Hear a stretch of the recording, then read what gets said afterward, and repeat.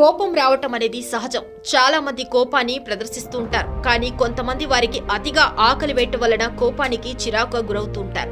అయితే అసలు నిజంగానే ఆకలితో ఉన్నప్పుడు కోపం వస్తుందా, ఇది మన భ్రమణ అనే అనుమానం కలుగుతోంది. కాగా దాని గురించి ఇప్పుడు తెలుసుకుందాం. గ్యాస్ట్రో ఎంటాలజిస్టుల ప్రకారం కొందరు తమ పనుల్లో బిజీగా ఉండటం వల్ల చాలాసేపు తినకుండా ఉండిపోతారు. వారికి ఆకలిగా అనిపించినా సరే పని కంప్లీట్ చేశాక తిందామని అనుకుంటారు. అయితే ఇలా ఎక్కువసేపు తినకుండా ఉండటం వలన రక్తంలో గ్లూకోజ్ లెవెల్స్ తగ్గిపోయి ఒత్తిడికి గురి చేసే హార్మోన్స్ రిలీజ్ అవుతాయి.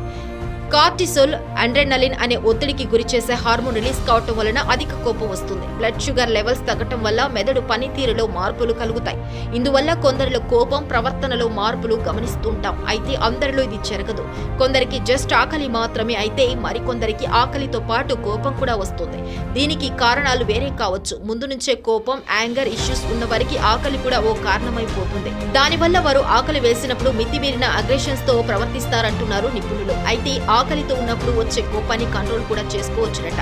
అది ఎలా అంటే కంటి నిండా నిద్రపోవటం, ఎక్కువగా నీరు తాగటం, వీలైనప్పుడు ఏవైనా ఫ్రూట్స్, అల్పాహారం లాంటివి తీసుకోవటం, వ్యాయామం చేయటం వలన కోపాన్ని అధిగమించవచ్చు అంటున్నారు వైద్యులు.